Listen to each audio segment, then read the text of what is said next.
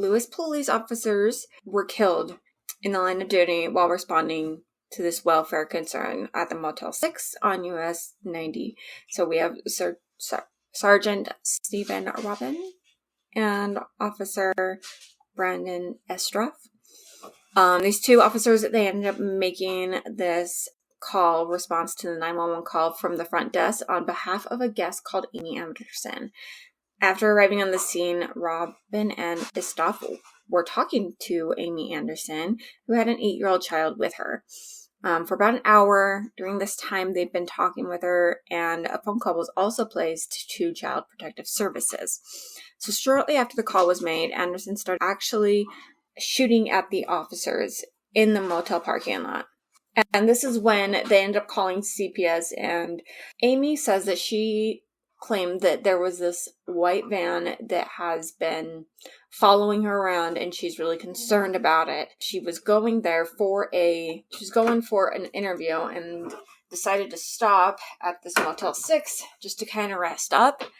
But this van was following her. And so she was really concerned about it. So she went to the front desk.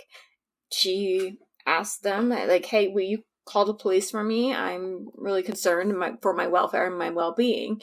And while they were talking to her, I don't know what promoted them to call CPS. They ended up calling CPS. We're waiting for Child Protective Services to get there.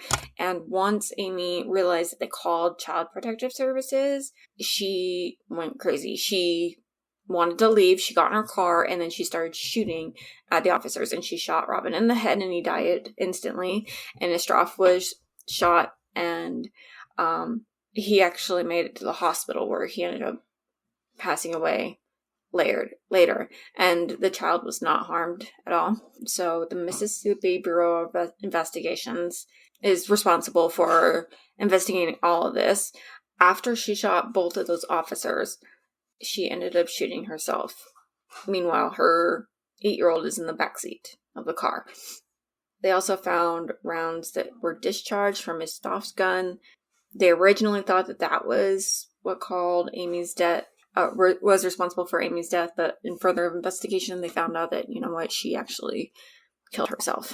So here's a little bit of timeline of what happened that Wednesday. So 2 a.m., Ocean Springs, the veterinarian, Amy Anderson, arrives at the Motel 6. They check in the front desk, 3:35. She asked the manager to call 911. She said that she just sounded really distressed, and both officers ended up on the scene. She said that she feared for her life and that her daughter and her were being followed by that it's a pickup truck, not a van, a white van. 3:39 a.m. to 4:18, they were talking with Amy. She says again that she's feared for her life. She thinks that this white pickup truck is following them. They end up taking all the statements. Concerned for the minor's safety in Amy's care, the officers decide to call CPS. And I'm not sure what prompted them to call CPS, but she was sitting right in the back seat with her mom, and she ends up shooting at the police officers when she finds out that they called CPS. It's an open and ongoing investigation, so I don't know if we'll know. I mean, there's so many questions to this. Could Amy have been really fearing for her life, and was she afraid that someone was going to kill her and her daughter? I mean, she was concerned enough that she called the cops, but what could she have been fearing? And then the police ended up calling CPS on her. And then according to her ex-husband, and her ex-husband's name is Jerry, he said that she had threatened her pedophile ex-husband with the same firearm that she used to kill the officers and end her own life. His full name is Royce Carroll, or calls himself Jerry, with the 9mm handgun when he was released on bail. So he was released on bail, and after he was arrested for performing sexually assaulting a 10-year-old girl in 2017. He's serving 10 years in jail for the sexual battery right now. So Jerry and Amy actually had 2 children from previously a relationship, and then they ended up getting married in 2011.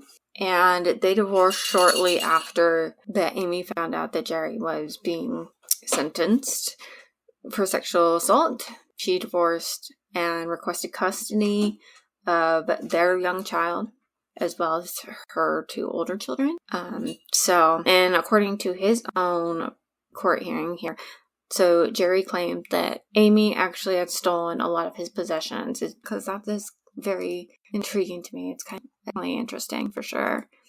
As always, thank you for listening here, watching, whatever you're doing. You can always find us, crimetheoriespodcast@gmail.com. You can email us, and crimetheoriespodcast.com is where you can find us. I will link down in the description below for all of our website and our socials. And if you would like to help support us, we have a Patreon as well. So I'll go ahead, I'll link everything in the show notes, and as always, just keep fucking going.